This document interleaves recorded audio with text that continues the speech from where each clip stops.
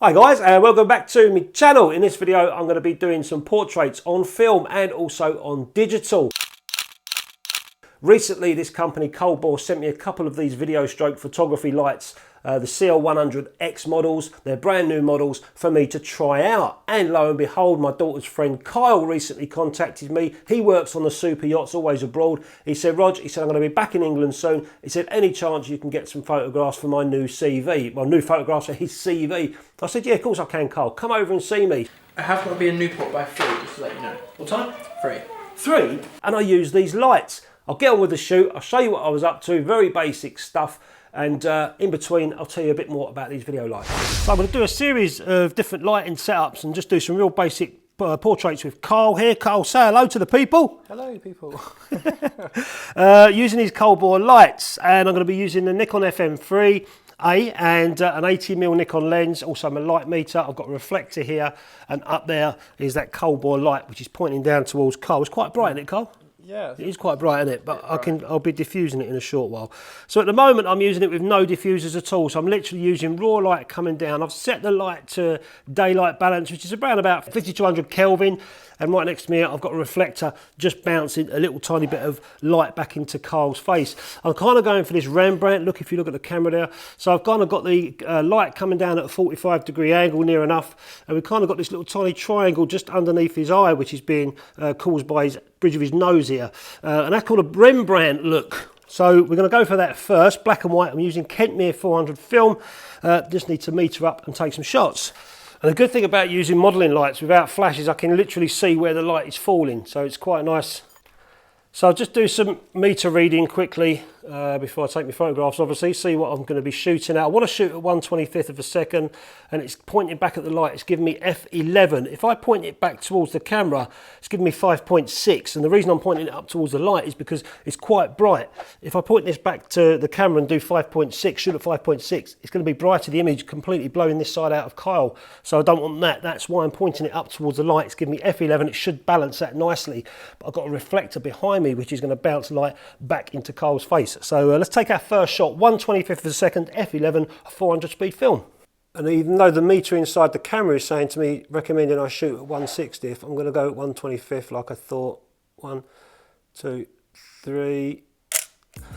So these are the lights that Colbor sent me. They come in a nicely designed box, and inside the box is the light itself, and all the attachments packed safely away in this protective case. Looks pretty smart, the case as well. Let's have a look inside at the contents. There's a little tiny certificate, there's some instructions, a light modifier or reflector. There's a Bowens fit attachment as well, there's a power pack, a light stand grip, a power cord and plug, and of course the light itself.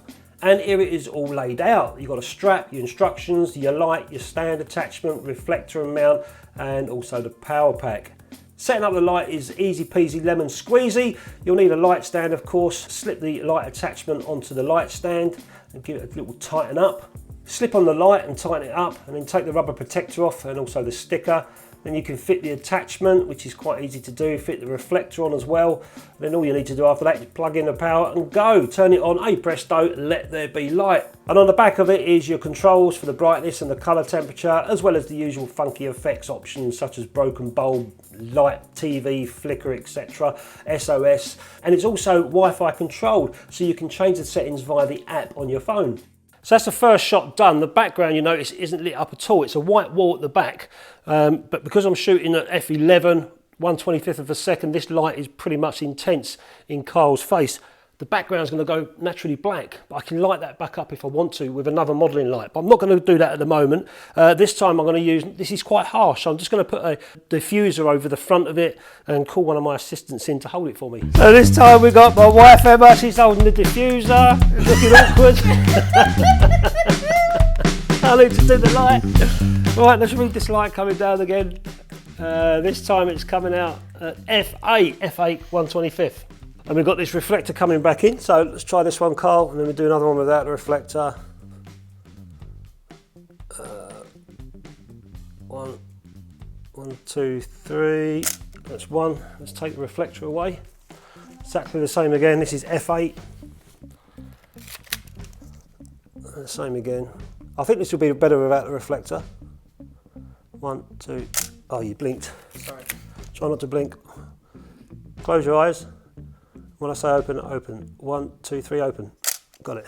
So the same thing again, this time I'm going to light the background wall with this other Colbor light that I've got. I'm using the Bowens Fit attachment on the front to kind of direct the light as a spot behind Carl's head. You might be able to see it if I show you, but... So that's at 100%. So you can see it's kind of made a spot behind Carl's head. Obviously I'm going to be higher than this camera is at the moment, so I should be able to get that from behind his head. Let's see how it works. This time we'll remove the reflector away again, making it a little bit darker on that side of Carl's face. 1, 2, 3, there you go. And then we'll do another one with the diffuser. Trying to focus. Okay, 1, 2, 3, there you go, F8. So I'm just changing the lighting setup. This time Carl's sitting down.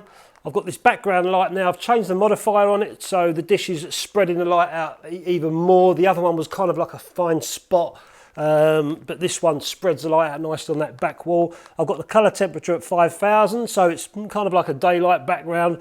I didn't want it any warmer than that. And the other light, which you can see I've got up there, coming down on Carl, giving like a butterfly lighting look. And this is all basic stuff, you know, real basic lights. Holding reflectors and doing whatever I can to get a photograph. And by bringing the light down over his hair, we've got his hairline here, we've got the shadow underneath his nose and also underneath his neck as well. So it's quite a strong look. This is not diffused either, it's just straight out the light. Let's have a go. So we've got F8 1/25 of a second. Thank you, Kyle. 1, 2, 3. Close your lips, mate. No, I don't have to look mean. You're not a mean person. Just straight at me, no expression, that's nice. 1, 2, 3, done. And then this time, we'll just light a little bit of light back up into Carl's neck area there. And I'm shooting this at F8 once again. 1, 2, 3, done. And this time we'll make it a little bit stronger. We'll take the back light away so it will go dark in the background, making the portrait a bit stronger.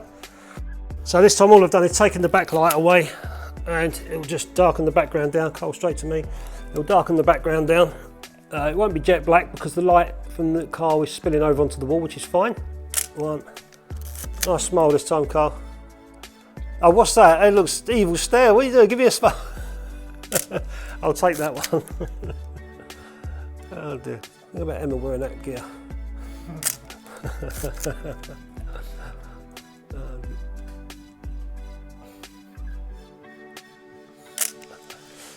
So this time I've just changed the light a little bit, just try and make it a bit more evenly lit.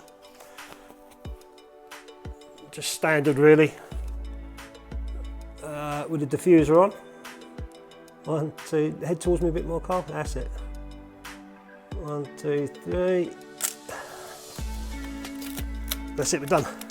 So I've looked online and these on B&H Photo are around about $200. So not a bad price, and they're bloody bright as well. They're really bright, in fact. I was surprised. At the moment I'm being lit by my LED panel, and I use that sometimes for portraits, but I do have to slow the shutter speed down or use a faster film. With these ones, I was getting away on this shoot with a 400 speed film shooting 1/25 of a second at f11 and f8. So I was doing all right for speed in the camera.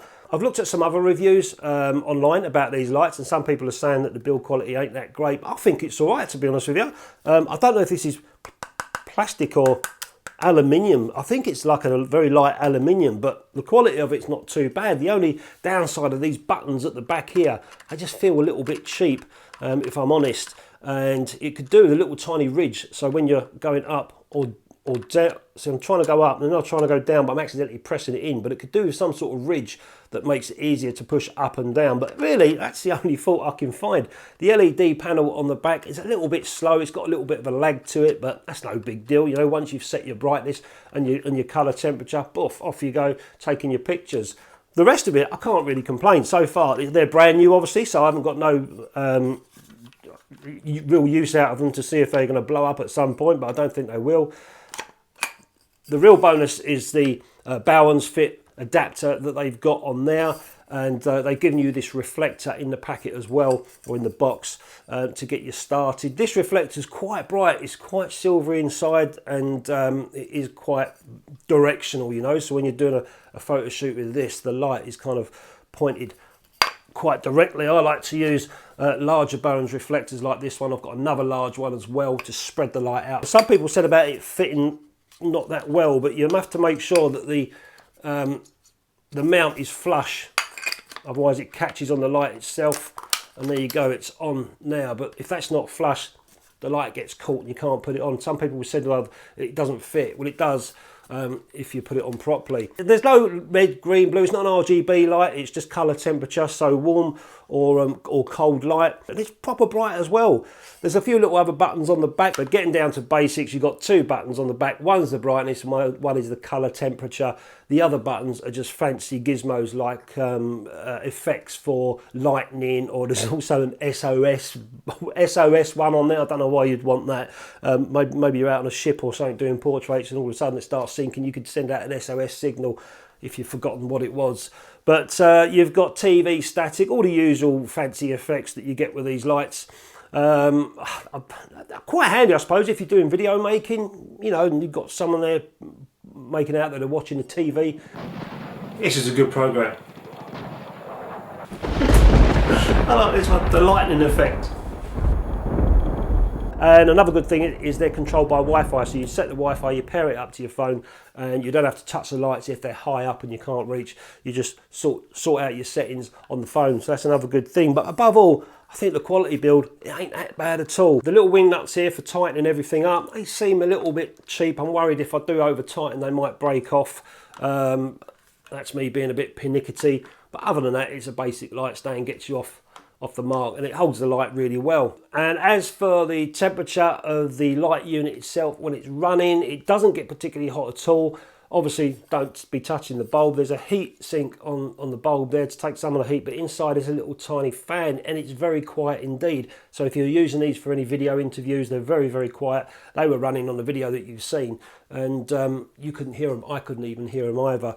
So quite a smart fan in there. I think that's what they call it as well, a smart fan. There's only one thing I'd like to have seen with this would be some kind of attachment for an umbrella to be used as a diffuser. There's no little tiny hole there where I can't put an umbrella on this at all, unless maybe I buy another a modifier or an attachment, I should say, for this light. I'd like to have seen a little tiny hole, maybe in the stand or somewhere, where I could have shoved an umbrella in there as a diffuser. That would have been really handy. You know, it's no big deal. It's just a little tiny hole and a nice little feature I think they could add on, but there wasn't nothing there.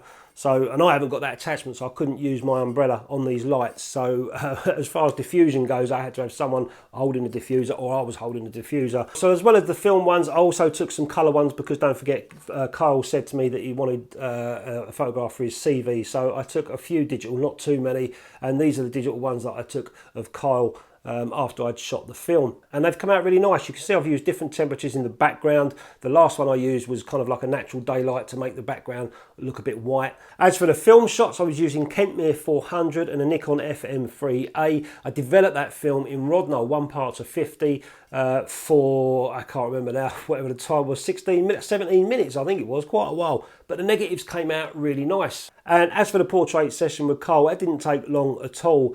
Don't forget, I was also videoing in the background as well as I was trying to take the photographs of Cole. But, you know, once I had the lights set up, I knew just to keep it simple, simple, stupid, and he'll have a nice photograph to put on his CV. And he loved the one that I sent him of the digital, and that's the one he's going to use. That's the most important thing when you're doing portraits of people, no matter what anyone else thinks, as long as the client loves it and it's fit for their purpose, that is the main thing. So yeah, Cole liked the digital one. Didn't go with the black and white film ones, but hey-ho, film will win another day, won't it? Thanks for watching, guys. I'll catch you next time.